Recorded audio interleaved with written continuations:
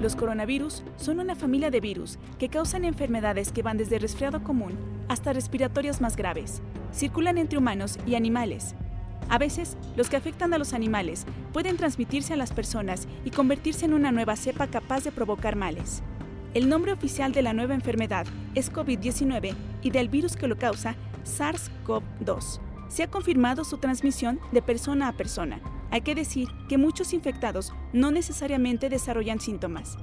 En los casos que sí, un 80% presentan fiebre y tos seca, 15% dificultad para respirar y solo el 5% requiere de cuidados intensivos. En este sentido, las muertes han ocurrido principalmente en ancianos. Entre los 70 y los 79 años hay un riesgo de letalidad del 8%. En mayores de 80, de 15%. También afecta más a personas con debilidad en su salud y enfermedades como asma, diabetes o cardiopatías. No han ocurrido muertes en menores de 9 años. El periodo de incubación es de 5 días en promedio y se estima que una persona puede contagiar a otras 2 o 3. La única manera de detectar la enfermedad es mediante una prueba diagnóstica especializada llamada RT-PCR, que no está disponible en todos lados. Por el momento, no hay una vacuna. Sin embargo, el virus ya está aislado y ya hay ensayos experimentales. No hay un tratamiento para los coronavirus, solo se indican medicamentos para aliviar los síntomas. Sin embargo, hay que recordar que también estamos en temporada de influenza, por lo que si se presentan síntomas de enfermedad respiratoria, se debe acudir al médico. Heraldo Media Group. Preocupación. Bueno, vamos a la mesa. Déjeme decirle algo antes de ir a la mesa. El día de hoy están investigadores, científicos, esos que de repente andan desechando, andan viendo con desdén. Pero fíjense lo que son las cosas. Ante una situación de este nivel, tenemos a los expertos que usted vio en lo que fue la conferencia, la que está haciendo la conferencia de prensa, epidemiología, el doctor Reyes Terán, que es una maravilla, el doctor Campos, creo que era, y el propio subsecretario. Pero fíjense, como para entender el asunto, pues tenemos que ir con los expertos, con los científicos, con los que han dedicado su vida a esto.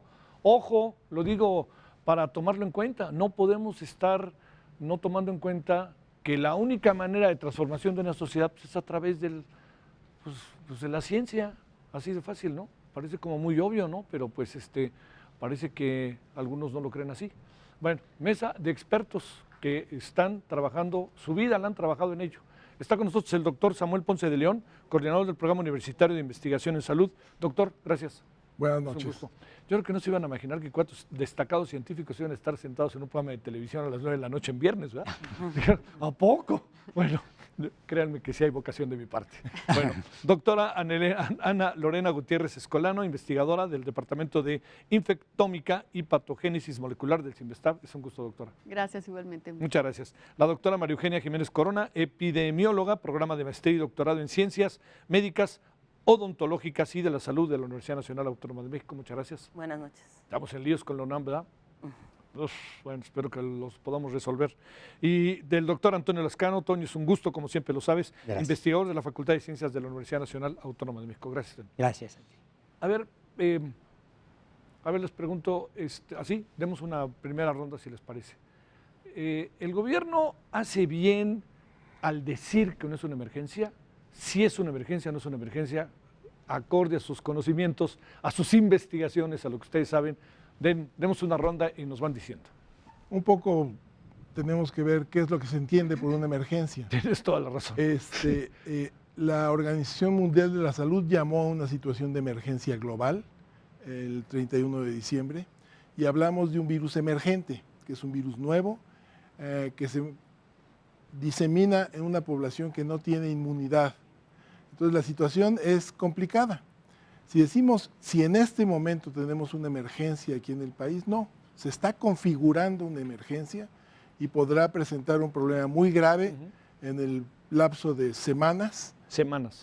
Sí, de hecho hay un modelo matemático que desarrollamos en la Universidad Nacional Autónoma de México, en IMAS, el investigador, el doctor Gustavo Cruz, que calcula que el momento del crecimiento de casos se dará alrededor del 21 y el 31 de marzo. Entonces, en ese momento podremos ir configurando el tamaño de la emergencia. Sí. ¿Hace bien el gobierno en no decir que es emergencia o hace mal? Digo, no Bueno, bien y mal, no quiero ser como maniqueo. Yo entendería esta declaración en el sentido de que buscan no crear alarma en la población, Sí, básicamente. sí, claro. Entonces, actualmente ya hay un nivel de ansiedad, de miedo en la sociedad y repetimos continuamente, es un virus nuevo, no hay tratamiento, no hay vacunas, se contagia fácilmente, hay una proporción que se va a complicar gravemente. Entonces, se configura un escenario en donde la gente puede tener miedo y eventualmente tiene que llegar el mensaje de que efectivamente definiremos que es una emergencia, pero la gran población de infectados desarrollará síntomas mínimos, muy pocas molestias y una proporción con factores de riesgo particulares podrán complicarse y tendrán que ir a los hospitales. El hecho es que ahorita en este momento ya hay una afluencia importante a los hospitales.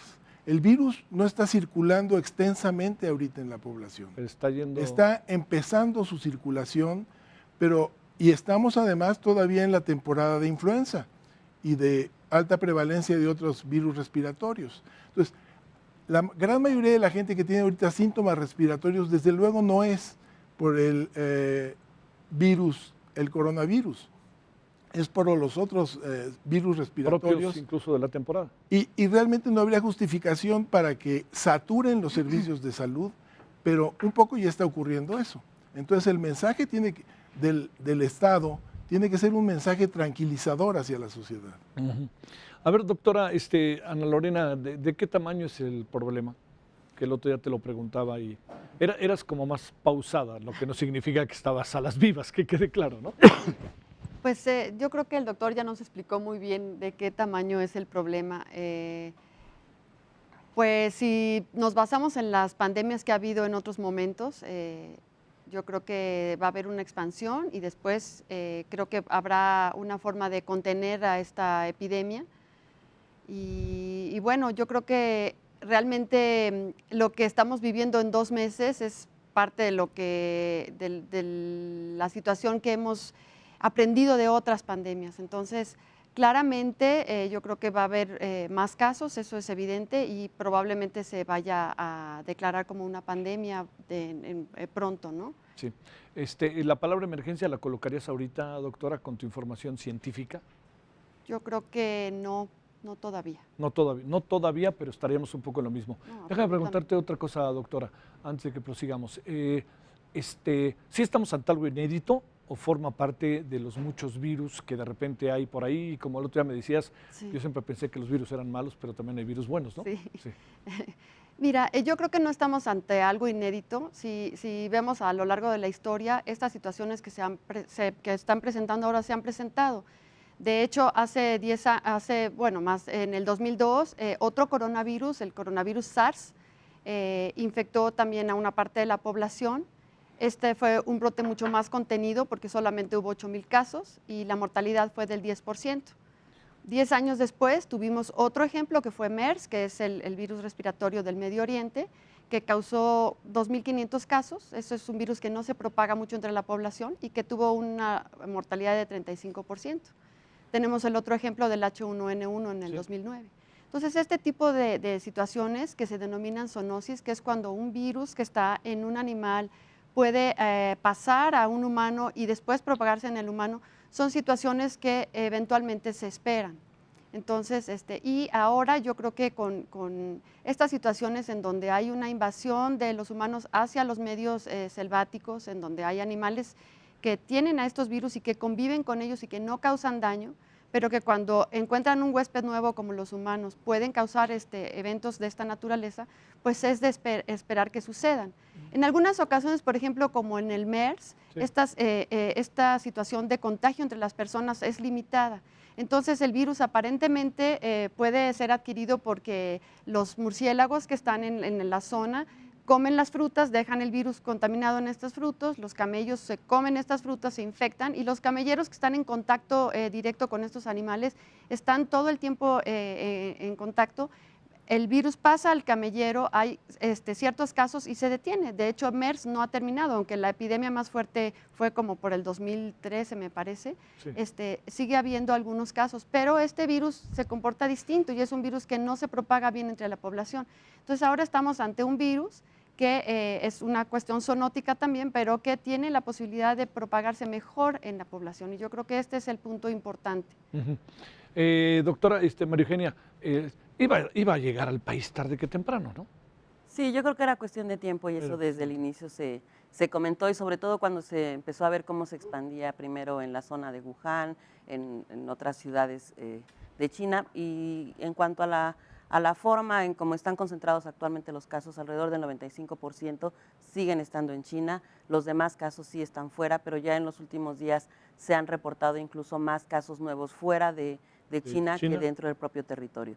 Pero lo que yo sí creo es que ha sido muy importante todas las acciones de contención que se han hecho en el país original, en donde es el epicentro, y por eso es que todos los demás países hemos tenido esta oportunidad de ir preparando y afinando protocolos, como ya lo comentaba el subsecretario López Gatell. Sí. Oye, doctora, ¿es fácilmente transmisible? Aquí sí es importante comentar lo que ya decía la doctora, que hemos visto cómo inicialmente, bueno, la transmisión inicial fue de algún animal a humanos, que incluso han pasado por ahí varias hipótesis de qué animal ha sido el original, la fuente original. Después, el ¿Cuáles son las siguiente hipótesis? paso, ¿Pescado? la primera fue serpientes, Sí. después surgieron murciélagos, luego se habló de un animal Sí. intermedio, el pangolín, hace unos 3 o 4 días descartaban al pangolín. O sea, y también tenemos que estar muy claros que todo este evento que estamos viviendo actualmente es dinámico, el conocimiento se genera día a día, se generan nuevas hipótesis, y allá iba yo en cuanto a mecanismos de transmisión. Después de esta etapa de transmisión, el siguiente punto fue la transmisión eficiente de humano a humano, en donde otros patógenos que han surgido en este siglo XXI afortunadamente no han pasado a esa etapa de transmisión eficiente. Y pondría yo ejemplo H5N1, donde los casos que en un momento se han tenido, todos de alguna forma tienen contacto con aves, de alguna manera contacto cercano, y este paso que es la transmisión eficiente entre humanos no se ha logrado afortunadamente, porque ahí sí la letalidad es de 60-70%, Wow, pues es altísima. Y después ya se va viendo que también es por superficies contaminadas y van surgiendo nuevas hipótesis. Y sí, al parecer es mucho más fácil la manera de transmitirse de este coronavirus cuando lo comparamos con MERS o cuando lo comparamos con SARS de 2002. Entre seres humanos es fácilmente transmisible. Comparado con los otros. Las medidas que se han tomado en el país, ¿no? O sea, porque platicábamos también el otro día del estigma tan fuerte que hay contra los chinos ahora, ¿no? De cosas que suceden y entonces estigmatiza a una población. Hasta hay memes bastante subidos yo no diría de color, sino subidos de intención, ¿no? En donde está un grupo de chinos y que uno tose y se abre la línea y es el primero en poder comprar el boleto, ¿no? Y no tenía nada. Entonces, digo, empieza a haber un estereotipo bastante fuerte. Pero la pregunta aquí es, este país, China está haciendo las cosas bien en lo que cabe, ¿no? Sí. México, ¿qué está haciendo? ¿Cómo ves aquí? A ver. Bueno, yo creo que se tienen ya varias semanas trabajando todo esto, en que se han estado difundiendo a través de diferentes medios, en las páginas de Secretaría de Salud, ha habido foros e incluso algunas instituciones también desde hace semanas ya están tomando medidas. Y las medidas que se están diciendo, que también ya se comentaron, la etiqueta respiratoria, el lavado frecuente de manos, etcétera, etcétera, todas las medidas que ya prácticamente todo el mundo conocemos, lo importante es llevarlas a la práctica, no nada más saberlas, sino aplicarlas en la práctica cotidiana. A ver, Antonio, ¿llegamos a tiempo, doctor, o no? En términos como país, hablo. A ver, el problema no es que nosotros lleguemos a tiempo, sino que el virus nos pesca como al resto del mundo. Oye, además nos pesca con un asunto de salud que todavía no tenemos plenamente definido, ¿no? Así es, así es. Para mí esa es una de las preocupaciones. Yo coincido con lo que han dicho mis amigos, mis colegas, en el sentido de que la obligación del Estado es no alarmar de manera innecesaria. Y hay indicadores de que el alarma existe entre la gente. Hoy, cuando salí yo del metro, por ejemplo, para ir a casa, pasé por 2 farmacias y tenían unos pizarrones afuera diciendo se acabaron los cubrebocas y se acabaron los geles basados en alcohol. La gente tiene temor. Y yo creo que ante ese temor, la obligación del Estado, la obligación de las instancias sociales, como deben ser partidos políticos, universidades, hospitales privados, grupos sociales, etcétera, es hacer una buena difusión de las medidas de protección, en primer término. En segundo término, yo creo que la tentación muy fácil en la que puede caer cualquier gobierno es en la de minimizar un problema para evitar que haya un pánico que afecte la economía, la sociedad, el movimiento, etcétera, ¿no? Las epidemias son fenómenos extraordinariamente complicados, en donde no solamente tienes el problema del patógeno que entra en una población, sino ver, por ejemplo, desde los prejuicios hasta cómo cae la bolsa y demás. Y en ese sentido uno puede entender que haya una serie de precauciones para anunciar, para decir, para describir lo que está pasando. Ahora, lo que también es cierto, y aquí cito un editorial que publicó Bill Gates en una revista muy prestigiosa, el New England Journal of Medicine, en donde él decía, a lo mejor este es el virus el gran patógeno que estábamos esperando desde hace mucho tiempo, porque los epidemiólogos estaban perfectamente conscientes de que en el momento en que te surja un nuevo virus, una nueva bacteria, un nuevo protista que afecta a los humanos, que se transmite fácilmente, el nivel de globalización que tenemos vuelve inevitable que se extienda. Claro. A mí me gusta mucho decir que antes los virus viajaban en carabelas. Sabemos la matanza pavorosa que hubo en México cuando llegaron los europeos. El mejor aliado de Cortés no fueron los tlaxcaltecas, fue el virus de la viruela, porque antes los virus viajaban en carabela, ahora viajan en Boeing 727. Pero aún así, yo creo que, por ejemplo, los medios aquí tienen una obligación muy importante. Estaba yo en la tarde escuchando un noticiero, no voy a decir de qué cadena porque era la competencia, pero estaban diciendo, apareció de repente un caso en la Ciudad de México de una persona infectada por el coronavirus. Ese de repente insinuaba que no se sabía cómo había aparecido. No, los virus, las bacterias no se generan espontáneamente. Sí, claro. Lo que uno tiene que tener claro es que por ir caminando en la calle no voy a enfermarme de repente y ya está. Y la otra cosa que yo creo que es muy importante, lo hemos platicado tú y yo, es que la gente no piense que una epidemia significa, como en los dibujos de Daumier, como en las pinturas medievales, que vas caminando por la calle y empiezan a caer cadáveres en torno tuyo. La epidemia en realidad hay que verla en otro sentido totalmente distinta, ¿no? Ver los distintos grupos que son enfermados, por qué y demás. Ahora, yo quisiera aquí dar una nota de optimismo. Qué bueno. En los últimos años hemos atestiguado multitud de epidemias, pandemias de virus de RNA, porque cambian muy fácilmente, porque brincan fácilmente de reservorio animal a otro reservorio animal, incluyendo a los humanos.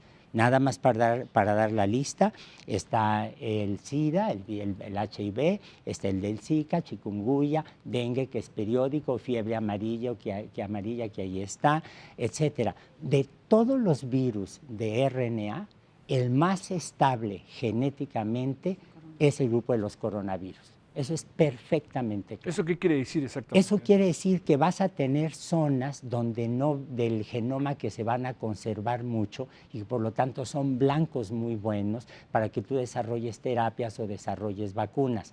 El otro punto es que ahora hay gente que critica mucho la biología contemporánea porque dice es muy reduccionista, se fija en el DNA. Sí, pero ahora podemos secuenciar el virus en horas y en horas tenemos una zona que puede ser utilizada para hacer un tipo nuevo de vacunas, que son las vacunas de RNA. Entonces yo creo que allí hay razones para ser optimistas a mediano plazo, pero a corto plazo yo creo que la mejor manera de alentar la tranquilidad de todos, incluyendo la nuestra, es pensar en medidas que son de lógica y que tienen una validez enorme, ¿no?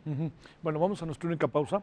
Les planteo como para ver adelante, los efectos están siendo muy brutales ahora, ¿no? Se alcanza a ver, diría, desde algo como muy cotidiano, ¿no? Como podría ser la eventualidad de que se suspendan los Juegos Olímpicos, que es un asunto que acapara la atención mundial, podría hasta la bolsa, ¿no? Y hasta el dólar. ¿Qué es lo que sucede con todo eso? ¿Por qué se asustan los capitales? pero también qué tan investigado tenemos, y en un país como el nuestro, qué tanto se investigan estas cosas. Sé que lo que estoy diciendo va a sonarles medio feo porque ustedes lo investigan cotidianamente, pero qué tanto también es una cosa que este país debe de crear un auténtico proceso de investigación sistemático de estos temas, ¿no? Bueno, después de la pausa, si les parece, hablemos. Hay evaluaciones. Bueno, estamos hoy hablando del COVID-19, del coronavirus. Déjeme plantearle lo que ha pasado a lo largo del día. Estas son algunas imágenes de lo que en algunos casos fueron auténticas compras de pánico. Ya ahorita mencionaba el Samuel Ponce de León algo sobre ello, pero bueno, le cuento que las compras de pánico en algunas ciudades ya se reporta escasez de cubrebocas del antigel bacterial, toallas, desinfectantes, ya son tendencia en redes sociales, ¿no? Además ya están, pues hay mercado negro, como puede imaginar. Ingrid Montejano hizo un recorrido en algunas tiendas aquí de la ciudad y esto fue lo que encontró. Gracias, Javier. Muy buenas noches. Pues estamos haciendo un recorrido por algunas farmacias de aquí de la zona y en este momento me encuentro en un supermercado. Atrás de mí el estante donde deberían de estar los aerosoles desinfectantes, las toallas desinfectantes y todos los productos relacionados a esta manera de limpiarse. Platicando con algunas personas aquí encontramos a varios repartidores. Nos dicen que alrededor de las 2 de la tarde en los pedidos que ellos necesitaban hacer, la gente pedía este tipo de productos y ya no se encuentran. La gente del establecimiento también nos comenta que está agotado, que es probable que en los próximos días no llegue este producto. En una farmacia que tuvimos la oportunidad de estar hace rato nos dijeron que también los cubrebocas y el gel antibacterial también se había agotado y que los proveedores también dicen que no hay. Así que bueno, en torno a esta situación por el coronavirus es lo que se está viviendo aquí en la calle, en los supermercados, en las farmacias, y pues les pedimos a la población que mantenga la calma, que no haga compras de pánico y que sigamos las atenciones, bueno, todas las indicaciones de las autoridades. Es la información que tengo. Gracias, Ingrid, gracias. Bueno, también le cuento que en Culiacán también hay imágenes porque también el tema en Culiacán fue que ahí se apareció el segundo, ¿no? El segundo caso. Entonces, pues esto fue un poco lo que sucedió a lo largo del día. Mire, no generalizamos, eso que quede clarísimo, ¿no? Pero son tendencias que se empiezan a manifestar.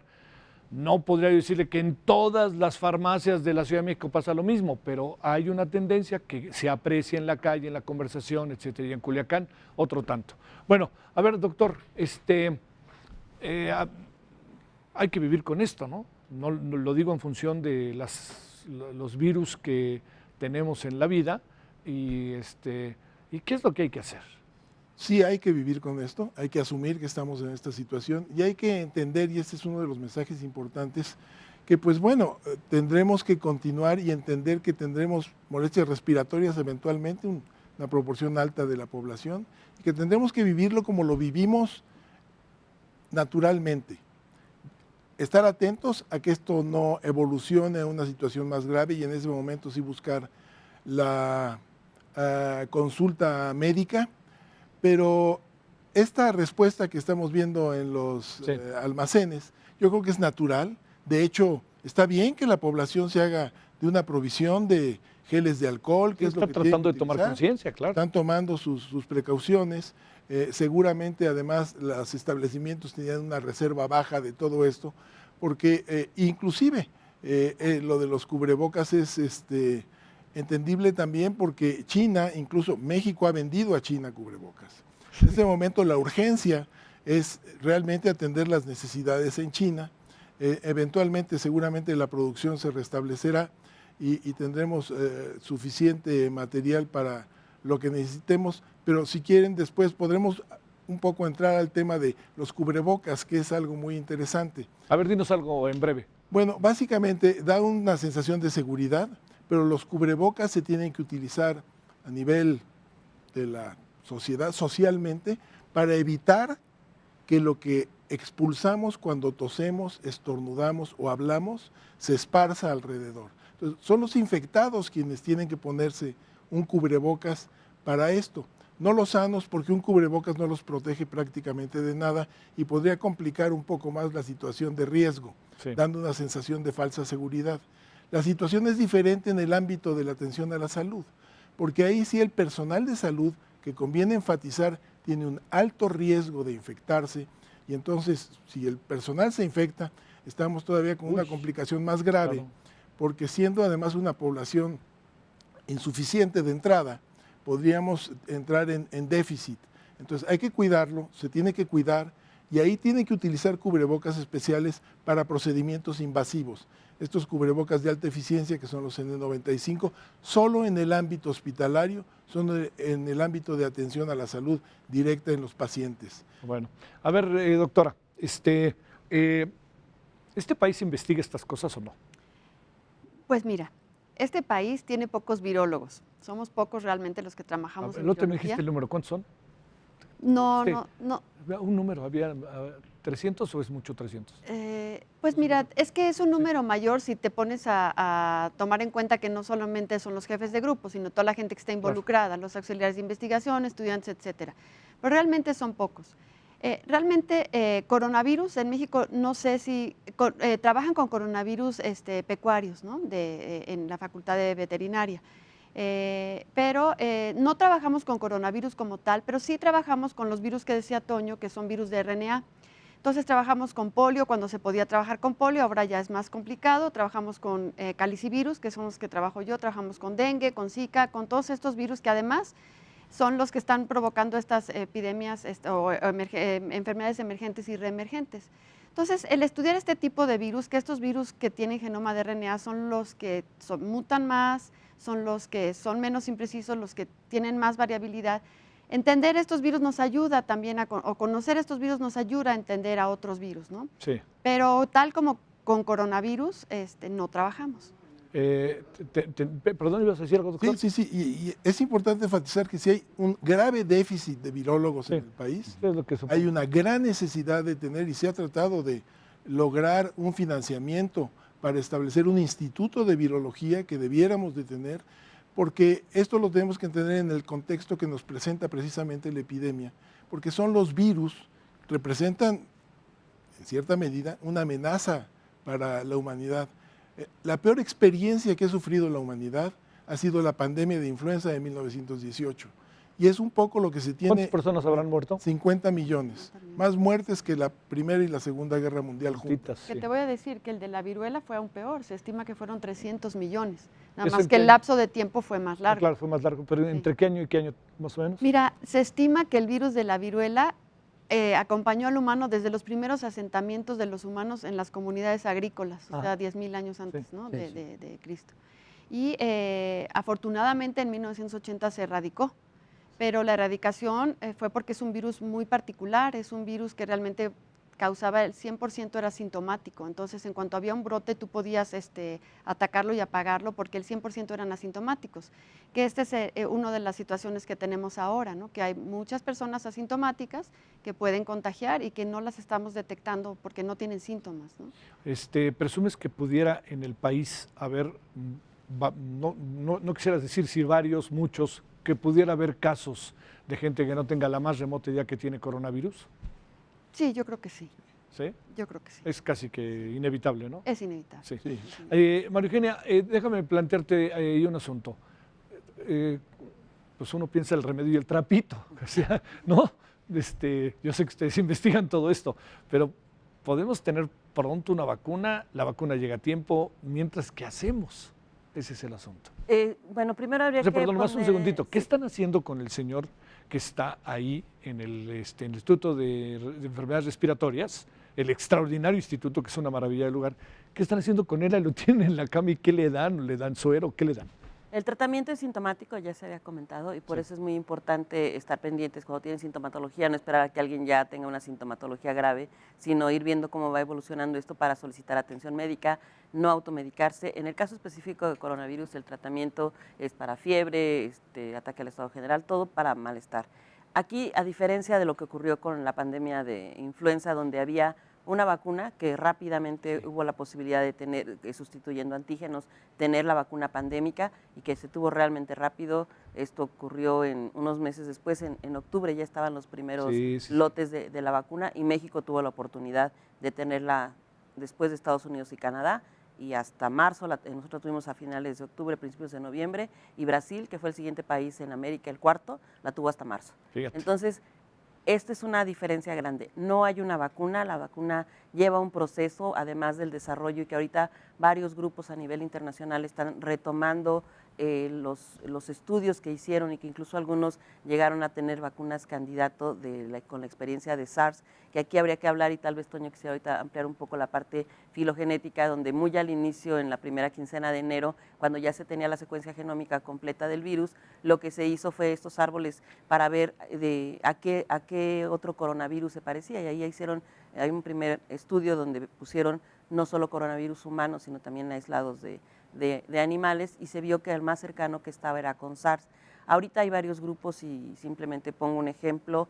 Hace unos días en el Baylor College en Texas hay un grupo que incluso decía la nota que estaban sacando del congelador una vacuna que ellos tuvieron, por lo menos como vacuna candidato, ya muy avanzadas sus investigaciones. Mira, cuando acabó el asunto de SARS de 2002-2003. Entonces ellos no van a partir de cero, están retomando, y así como ese hay otros grupos, pero de todas maneras, para tener una vacuna disponible para humanos, hay que pasar por ensayos preclínicos en diferentes especies animales, y luego también hay que pasar por ensayos clínicos. No es de que tenga una vacuna candidato y mañana ya está disponible en el mercado. ¿Qué y piensas? También están trabajando para ver medicamentos específicos antivirales, o ensayando incluso algunos que ya están para ver si pueden tener o no una efectividad sobre el coronavirus. La OMS mencionó hace más o menos 10 días que estimaban que en unos 18 meses podrían estar teniendo alguna vacuna. O sea, tenemos que recurrir a las medidas que están demostradas que son efectivas, que son todas estas medidas preventivas. Y hace un momento en la antesala de esta sesión comentábamos que a veces el hecho de que son tan sencillas, la gente no les da la importancia que debería de darle, a lavarnos las manos, estornudo, y todo esto que debemos casi aprenderlo ya como una serie de puntos de memoria. A ver, entiendo lo controvertido que puede ser, Toño. El hecho de que estemos en un proceso, me dicen si me equivoco, pero la impresión que yo tengo de transición sobre una nueva política de salud en el país, nos agarra fuera de la base, nos agarra con problemas en este sentido, o el gobierno podrá tener la capacidad de todo el tema de las medicinas, todo eso, que al fin y al cabo todo está relacionado con todo, poderlo resolver. ¿Ahí qué ves? Mira, yo ahí soy extraordinariamente crítico. Primero que nada, una pregunta que me sigo haciendo es si tenemos un secretario de salud. Porque ciertamente el doctor López-Gatell es muy mediático, hoy en la mañana dio una conferencia espléndida, pero uno esperaría que el secretario de salud estuviera al frente aclarando, dando la demostración de que tenemos una política de salud que es muy sólida.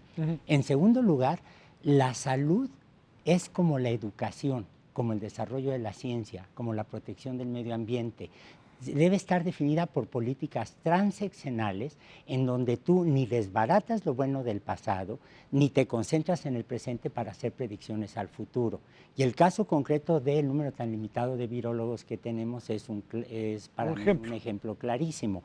Es evidente, y ha sido evidente desde hace décadas, que van a seguir apareciendo patógenos todo el tiempo. Es evidente que México tiene un déficit en virólogos, en especialistas en virología, tanto en la parte básica como en la parte aplicada, porque ahí también habría que tomar en cuenta estas dos situaciones. Y en ese sentido, el problema terrible que yo veo es que estamos atestiguando una contracción del aparato académico, del aparato científico en el país, con las medidas de supresión de recursos a institutos de investigación, con la poca claridad con el que las autoridades federales de ciencia, el CONACYT, para ser muy claro, están diciendo que hay que hacer recortes a distintos centros, a distintas universidades, etcétera. Lo único que estamos haciendo es debilitar un aparato de investigación estrechamente conectado al aparato de salud pública y de salud individual, que debería ir más allá de del fin del sexenio. Y desde luego del principio, mira, La gente no lo dice, pero por ejemplo cuando se dio la epidemia de influenza en el 2009, que me acuerdo muy bien porque fue el año en que celebramos el bicentenario del nacimiento de Charles Darwin, y ahí tenías un ejemplo clarísimo de evolución de patógenos, el gobierno federal tomó una serie de medidas que fueron extraordinariamente importantes para abatir el crecimiento del número de personas infectadas. Por mucha antipatía que le despierte el expresidente Calderón al presidente López Obrador, se debería retomar lo adecuado que fueron de esas políticas, implementarlas y tener claro que aunque Morena siga o no siga en el poder, después de que termine este sexenio, de cualquier manera la política de salud como la política científica tienen que continuar. Ahora, aquí déjame señalar un problema que creo que es importante, que me acaba de mencionar cuando venía para acá un amigo. Están circulando ya en la red y en los celulares, qué sé yo, recetas no convencionales. Por ejemplo, la de alcalinizar el cuerpo con ciertas dietas para evitar que la infección te pesque. Ahí lo vi. En México tenemos una tradición riquísima, espectacular de medicina herbolaria. Pero la medicina herbolaria no te va a detener la epidemia del coronavirus. Puede ser un auxiliar en algunas cosas. Pero no la va a detener. Pero no la va a detener. Entonces yo creo que tenemos que desarrollar una política que recupere lo valioso de esas medicinas tradicionales, pero que al mismo tiempo abiertamente diga, ni la homeopatía, ni la alcalinización del cuerpo te va a evitar la infección por coronavirus. Doctor, ¿nos permite tantito? Vamos de nuevo otra vez para que podamos comentar la parte final. Vámonos otra vez allá a Palacio Nacional. ¿Con quién estamos? Amado, adelante, te saludo. Un resumen de lo que pasó. ¿Cómo estás? Rapidísimo el resumen, Javier. Efectivamente, en estas conferencias nocturnas que inician el día de hoy, pues Hugo López-Gatell, el subsecretario de Promoción y Prevención de la Salud, la Secretaría de Salud, está dando cuenta de que quede claro, no hay emergencia nacional. México no vive una emergencia nacional por el ingreso del coronavirus. Ellos estaban esperando que en algún momento ocurriera, que se importara este virus. Actualmente hay 3 casos confirmados. Precisamente está dando cuenta que 2 son en la Ciudad de México, otro es en Sinaloa, y estos casos importados, bueno, precisamente vienen de Italia. Estas personas estuvieron en una reunión, en una convención, y bueno, pues son importados. Desde luego aclaran que no hay todavía un contagio sobre esto a familiares o personas cercanas a estos 3 casos. Entonces, pues el subsecretario de Salud dice que no hay alarma respecto a esto. Fíjate que tienen previsto 3 escenarios. Uno, que no haya una propagación y que se quede nada más en un pequeño grupo reducido. O el otro escenario es de que efectivamente empiece a producirse un contagio entre personas, entre conocidos, y ellos, bueno, van a trabajar en rastrear la cadena de transmisión. Y el otro, pues, es una propagación, pero pide que esta propagación, que todavía no está ocurriendo, lo aclaró varias veces, bueno, pues indican que depende de la gente, precisamente de las medidas de salud, quitar estos mitos. Por ejemplo, uno de los mitos que llamó la atención es de que no sirven los cubrebocas, que solamente las personas deben cuidarse de no tocarse la cara, no tocarse pues todas las mucosas, precisamente estarse lavando las manos continuamente. Y respecto a otros casos, sí reconocen que hay 3 casos que están en investigación, 2 son en Guanajuato y otro es en Durango, y hasta el momento ha habido 37 personas que se han investigado, y bueno, estas 37 han dado negativo. Lo cierto es de que reiteró varias veces que esto no es una emergencia nacional. Estas conferencias son precisamente nada más para dar cuenta cómo va evolucionando, y pues pide tranquilidad a la población, y sobre todo, Javier, piden no hacer compras de pánico, porque en este momento no es necesario, y más adelante tampoco, porque precisamente también estuvo presente José Luis Solomia, que es el técnico nacional de coronavirus, y también Gustavo Reyes Terán, que es el encargado de los 26 hospitales de alta especialidad. Ellos dicen que el sector salud está totalmente preparado para, en caso de que haya pues algún problema con el coronavirus, pero insistieron en que no hay ningún problema todavía, y van a continuar esas conferencias nocturnas precisamente para ir aclarando, y sobre todo que no haya desinformación al respecto. Javier, es lo que hasta ahorita ha ocurrido en esta conferencia de prensa. Buenas noches, Amado, gracias. Bueno, a ver, muy en breve, si se puede, tenemos menos de 4 minutos para que nos juntemos el tiempo, ¿no? Y que cerremos cada uno. Abundando en el reto que representa enfrentar esto en el periodo de transición en salud. El tema de salud, sí. yo creo que es un evento independiente de esta situación política. Sí. Y se ha manejado desde el principio, porque se empezó a trabajar desde la primera semana de enero sobre esto, un equipo que ha ido creciendo y que ciertamente no son nuevos ellos en el asunto de las epidemias, porque prácticamente todos los que están coordinando y trabajando en estos equipos son los mismos que participaron en 2009. Y se ha hecho un trabajo muy amplio, coordinando a todas las instituciones, muy serio, y se ha hecho también un inventario de lo que hay en el sector.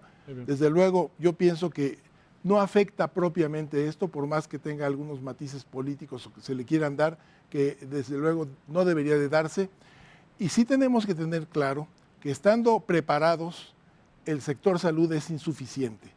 De entrada, desde antes de tener la epidemia, Ya lo sabíamos. vamos a tener problemas. Sí, muy en breve, doctora, algo final que nos digas. Algo final, Sí. bueno, yo creo que es muy importante no entrar en pánico, es importante buscar las fuentes adecuadas, fidedignas, para poder entender la enfermedad, para poder entender qué es lo que va a suceder. Creo que eso es súper importante, y aunque parezca una cosa trivial y ante una situación tan de una epidemia como tal, no minimizar el hecho de decirte que lo que tenemos que hacer es lavarnos las manos, ¿no? Sonaría un poco paradójico, pero creo que sí es un lavado de manos con jabón frecuente y el evitar el contacto con personas que te puedan contagiar. Yo creo que eso es muy importante y pues estar tranquilos, Muy bien. ¿no?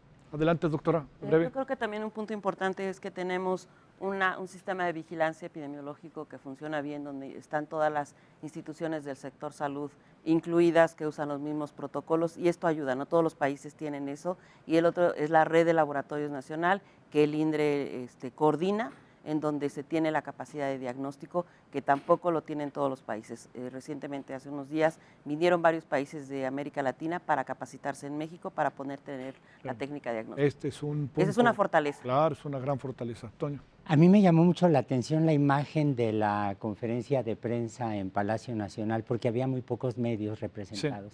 Se veía prácticamente vacía la sala, si acaso que no es una mañanera. una cuarta parte, así es. Las pero mañaneras tienen su rating. Claro, yo creo que los medios ahí tienen la obligación de darse cuenta que deben estar muy atentos a toda la información que se produce con gente confiable. Yo a Gustavo Reyes Terán le tengo muchísimo respeto, es muchísimo formidable, afecto sí, formidable. personal. Creo que es donde debería haber una enorme concentración. Y así como hablamos de virus que infectan a las personas, hablamos de virus de computadoras o virus que te pueden infectar tu celular. Los celulares podrían ser una forma espléndida para que hubiera una campaña de prevención que estuviera viniendo de parte de las autoridades federales, locales, de universidades, etcétera, para promover, desarrollar, impulsar estas medidas de higiene que son básicas. Muy bien. Nomás en un sí o no, ¿estaremos de acuerdo que el gobierno está dando estos primeros pasos de manera efectiva? Sí. ¿Sí? ¿Sí? Sí. ¿Sí? Al mediano y largo plazo espero verlos. Sí, pero ahorita en el corto plazo estamos bien. Bueno, hay gente ahí que me da mucha confianza, Sí, no yo todos. Sí. Bueno, ni hablar. Gracias, doctor. Doctora, gracias. Gracias. Gracias, doctora. Gracias, doctor. Encantado. Gracias. Pásela bien. Que tenga usted buenas noches. Adiós.